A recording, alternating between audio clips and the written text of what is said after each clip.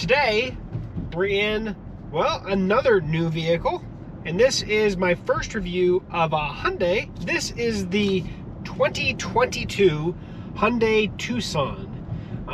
This right now is the limited edition all-wheel drive, and I have, I guess, quite a bit to say about it. I've had it for almost coming up on a week, and driven it on the highway, off the highway, kind of all over the place. So lots to say.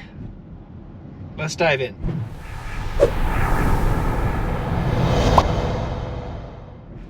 Hey folks, welcome back to techgooch. Today we're in another vehicle, like I said, the 2022 Hyundai Tucson. Now this is a smallish or mid-sized class SUV, nothing too huge. Definitely what you would consider a more efficient SUV, I guess, but at the same time, not as efficient, I don't think, as much as I was kind of hoping for. I'll be honest about it. It's got 187 horsepower engine. It's 4-cylinder. Combined, you're looking at 29 mpgs. They claim that you get 26 in the city. Now, I will say this. Where I live, we have lots of hills. Lots of them. And so getting the quoted miles per gallon or efficiency out of your engine is definitely harder to do. On average, I've been getting closer to 24, 22 to 24, depending on, certain things. I'm not really hammering it at all. So it's hard to say. I think if you're on the flats or if you're not in a hilly area, I think 26 in the city is not too hard to get. But being as under-delivering maybe as the engine is, I was expecting a little bit more. That's not to say I don't like the vehicle, but having that trying to get that efficiency down, I was kind of expecting a little bit more, to be honest about it. Getting on the highway though, you're going to get in the 30s, the low 30s. So that is a wonderful thing. So depending on that 29, if we can get that closer to that 30 level mark, I think it's fantastic. Definitely better than you're going to get in a small truck for sure. But it is what it is. There is a lot of really neat things that they did with this vehicle. A lot of great tech. Now, this is my first Hyundai I've driven in 18 years, probably. I remember when I was looking at getting a different vehicle, maybe it was more like 20 years. Looked at a Hyundai. Back then, I was not as impressed with the quality of the build compared to some of the American brands, so I steered away from it in the end, and I was happy. That said, they have come a long way, and I'm so glad that I got to try this guy out, because this has changed my perception. That's one of the great things about doing these automotive journalism features that I have been doing with these vehicles, is it opens my eyes into vehicles that I may not have actually looked at before. It opens my eyes not only for myself and for my family, but for my friends and my relatives that have asked me questions about different vehicles, stuff like that. I have a lot more to say, and I have a lot more to say about Hyundai now, actually. I'm not saying that this is the perfect vehicle, because obviously I've already made a couple things that I didn't like. There's also another thing I really don't like about it, and that is this center console. I think they could do better. It's not terrible. It really isn't. I'm getting picky, and that's typically what you're going to see in videos like this, is nitpicking everything. I like a lot that this vehicle has to offer, but I really don't like this center console, how it basically angles. If I'm relaxing back, it's not as easy to see some of these buttons as well as I would like to see them, so you're kind of looking up to actually read what they actually say. I don't think that's a good thing. I think I should be able to sit back and it should be facing me, so I would rework this. I also don't like how much room the shifting mechanism, the buttons essentially take. They took away the shifter and they went to push button control, which I'll be honest, when I first got in, I was like, I don't know if I like it. I'm actually liking it more and more. That said, it still takes up a lot of room. It takes up just as much room as the shifting knob did. So you're not gaining other than not having the knob in the way, which does make it easier to use the cup holders. I'll give it that. But I think they could do better on this whole centerpiece mechanism here. I think they could definitely do better. in terms of its design and its ease of use and ease of understanding what all the buttons do. So I'm not going to try to drag this video out. We're going to go into some of the features, things that I like. I like the interior design for the most part. The dash is beautiful. The entire heads-up display here in front of me shows everything that you wanted to see. And really cool feature is that if you actually go in, start to turn, and you turn your turn signal on, the actual, I guess, speedometer and tachometer actually change into your blind spot monitoring. So if I turn left, the left one, or the speedometer there, actually shows me from the under mirror camera left side, and I can see my blind spot. And then the same thing if I'm going to turn right and I turn my right blinker on, the tachometer disappears, and now I can actually see out of the right under mirror camera. Lots of really, really cool features in that. I'm not going to go into every single nit and bit gritty detail, but it actually works really, really well. Now that said, this video, I have been in American vehicles. I've been in the Japanese vehicles. I've been driving those a lot lately. I've owned GM, Chrysler, Toyota. I've never owned a Korean vehicle, and there are some things that are different in terms of how the buttons work. Just to give an example, I have volume up and down, which is literally push upper volume button down for lower volume, right? However, next and previous in the track is not up for next track and down for previous like I would have in any of my other vehicles. It's up for previous or repeat, or basically, you know, start over, and down for next track. Up kind of goes back to the previous track. That is different, and it takes a little bit of getting used to. It's little things like that on this vehicle specific, and this is going to be on the whole Hyundai lineup, I would assume. They're all going to operate the same. Just takes getting used to. And that's not a downside to the vehicle. That's like anything. You just got to get used to how they designed it, right? They designed it a little bit differently, and that's, again, not something to say bad about it, but it is something just to point out that if you get in and you hit that, oh, why isn't it doing it? Just think, oh, maybe they changed how the direction goes, I guess. But that said, I love the heads-up cluster. The radio, it's a 10.5-inch all big touchscreen, beautiful display, CarPlay and Android Auto, everything capability. Now I've been using it with CarPlay, so I have more of that use on it personally, and it works fantastic. Beautiful widescreen display on that. And yeah, so I think the one thing that I don't like as much on the radio specifically, and that's not so much the radio it is, but everything is touch controls. I am not a fan of using everything as touch controls. I think some things require a physical button. I think it's always a good thing to have. But volume, I dislike with a passion. Volume up, volume down, touch controls. I way prefer a knob. And that's, I think you're getting more and more vehicles that are going away from those physical items to go to the touch control. And I dislike that. I do. I think that is one of those things that you could easily put a knob on to control that, and people will love it that much more. So it's a small change that they could easily do.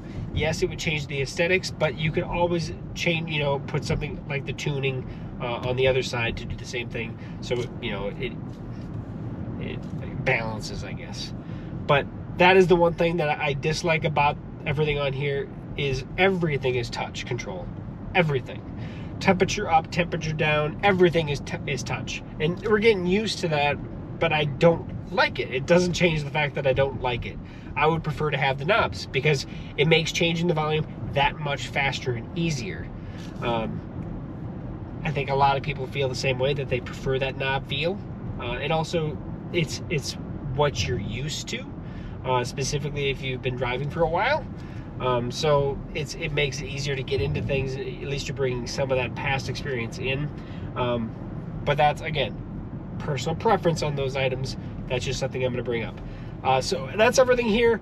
Similar things you're going to have in the radio controls, everything like that, and also the climate controls and everything. Below that, we have 2 USB ports for charging.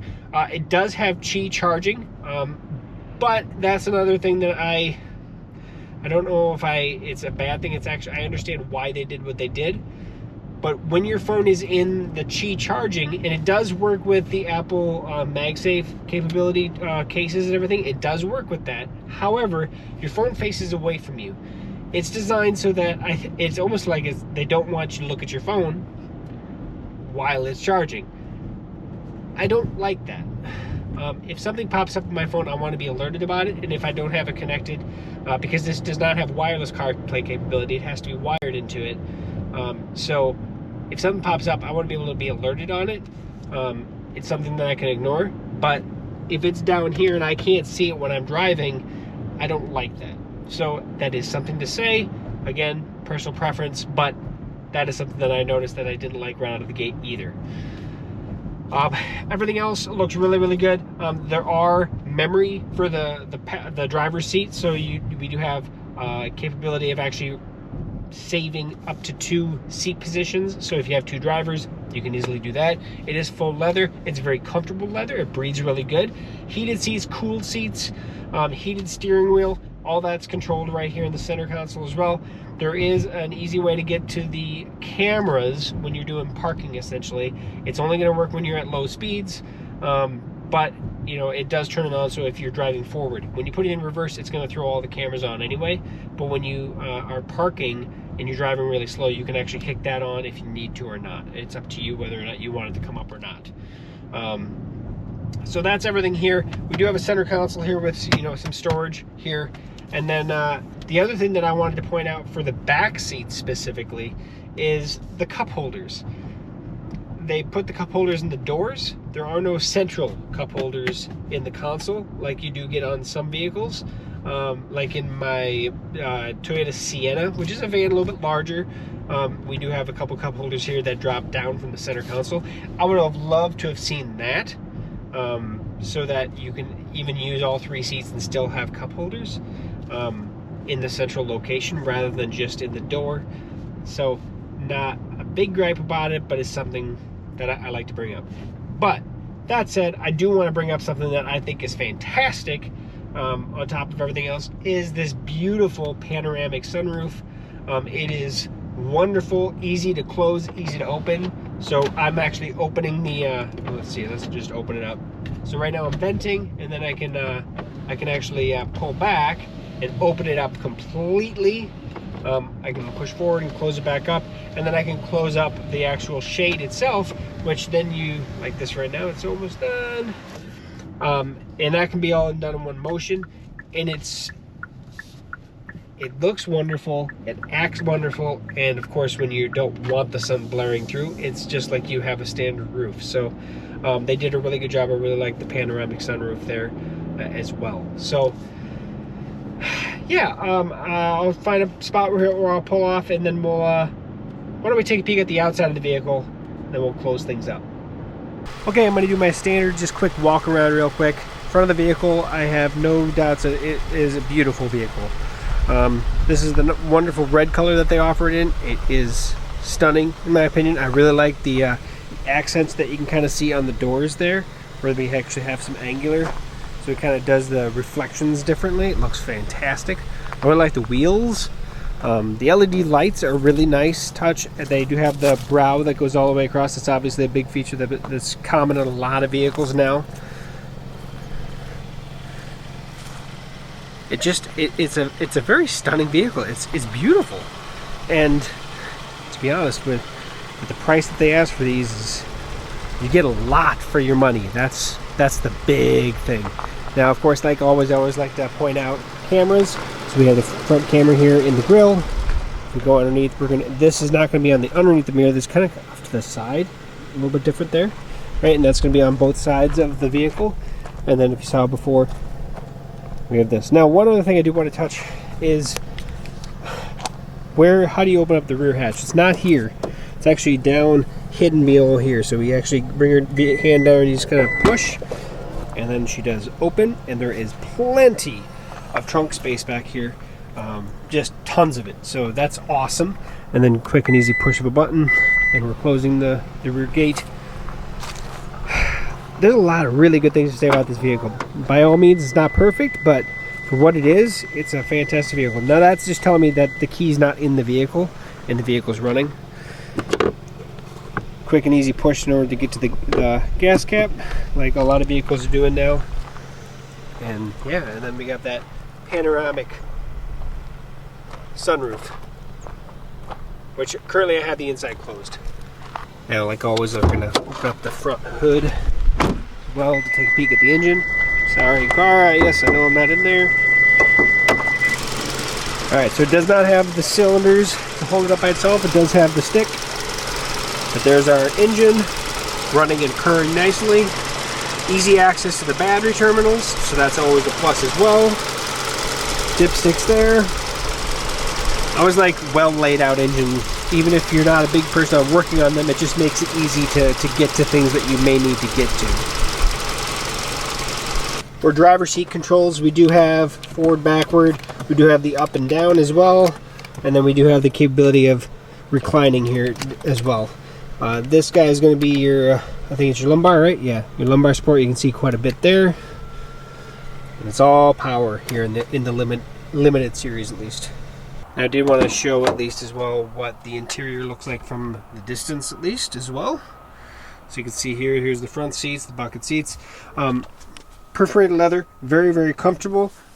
Doesn't get too sticky at all for long distances, so that's fantastic. Same with the passenger seat there as well. And then we do have a glove box there. Standard glove box, nothing fancy there. Pretty simple. Back seat as well, in the limited edition. Also perforated leather for the primary two seats. Plenty of leg room. I am 5'11", and I have the seat plenty far back, and I still have plenty of leg room behind me. We have our vents, 2 USB chargers. Like I said, I would love to see these USB chargers brought up, and then some cup holders, just drop down cup holders put in there. Personally, because right now they're in the door, or you have to bring this down to lose the third seat, the middle seat essentially, right? But you're not going to leave this down at all times typically, I would say, I would assume. But that said, we do have power windows and heated seats on both sides. Of course, that's not going to include your middle. But yeah, and then we do have the panoramic sunroof, comes back almost all the way back to here, so it's pretty awesome. Both front and back seats get access to wonderful, wonderful stuff. So as you drive here into the sun almost, don't you love winter? Just the sun gets lower and earlier in the day. But all in all, where this vehicle sits, the price point that it sits at, that is what surprised me. There are some things that didn't, like I've stated already in this video. But all in all, where this vehicle lands, how well it drives, how comfortable it is, as well as, to be honest about it, how much storage space it has, that's what surprised me. Because this limited all-wheel drive model that is pretty well suited, right? There's lots that this vehicle has inside of it. It starts at like $35,000. That's awesome, because you're getting a vehicle that has a lot of features. There's some features that are missing, I understand. There are some things that I wish that were a little bit different, I understand. But when you're at that price point for how much this vehicle has in it and how much tech it has, that's fantastic. So this Hyundai Tucson really opened my eyes to what Hyundai has to offer. And I am looking forward to doing more of these videos on more Hyundai products, because I'm looking forward to seeing what else there is. You know, I've been, you know, if you look at my history, I owned a lot of GM vehicles. Then I kind of went through a Chrysler spurt where I had Jeeps and Dodge and Ram. And don't get me wrong, I liked those vehicles, and I just love vehicles, I think. But I did have, from my youth or from early adulthood, I didn't look at Hyundai like maybe I should have looked at Hyundai. Or maybe you can see how well they've come into their own, because they're giving a lot of value for the product that they're offering. So, is this the perfect SUV? No, but it might be the perfect SUV for you in the budget that you're looking to buy in. So that's a great way to look at it, to be honest about it, because let's be honest, I don't like spending $60,000, $70,000 on a vehicle that has all the bells and whistles that I really want. This has almost all the bells and whistles I want. Like I said, almost. Drives good, has good fuel economy, and it's $35,000. Now, of course, there might be a few other extra options. I don't know exactly how much this specific one is. It's probably a little bit more than that. But that's fantastic in my book. So, if I've learned anything, and hopefully you've learned a little bit along the way, is there's some really cool things to look at these. So I highly recommend, if you're in the market for a small mid-size SUV and you're trying not to break the bank, give Hyundai a chance. Take a peek at it. Now, this is the Tucson. They do offer other models as well, and I'm looking forward to testing those. And I can't wait to see how my mentality changes on different products as I do more and more of these vehicle studies and vehicle reviews, because I wanted to get into this because I love vehicles. I love automotive. I love looking at new cars. I love looking at new trucks and vans and everything. I love all of it. And this is just opening my eyes more and more to what some of the alternative options are than the big three in the Japanese models that we've had, well, for a long time. So thanks, Hyundai, for allowing me to check this vehicle out, because now I'm looking forward to doing more Hyundai reviews. So that said, guys, thank you for sticking to the end. By all means, like, comment, subscribe, share the video if you could for me. I would really appreciate it. And by all means, in the top of the description, I'm going to have a link directly to Hyundai's website where you can take a peek at not only this model, but everything that they have to offer. Check it out for what it is. Yeah, they're a really well valued. So I'm looking forward to trying more, and I'm looking forward to sharing more of what I find here in the future. Now, my next video I will say is back to Lexus, I believe. However, I may not look exactly the same. I actually have a surgery scheduled coming up less than 2 days from now, and that video I'm gonna probably have black and blue around my face. So if you're a regular and you watch my program, I appreciate you sticking in, but if you want to see what a review is done when maybe you're not looking the best, check me out then. So that's my next one. So thanks for watching, guys. Thanks for sticking to the end, and we'll catch you back here on Techgooch for another future video review. See you soon.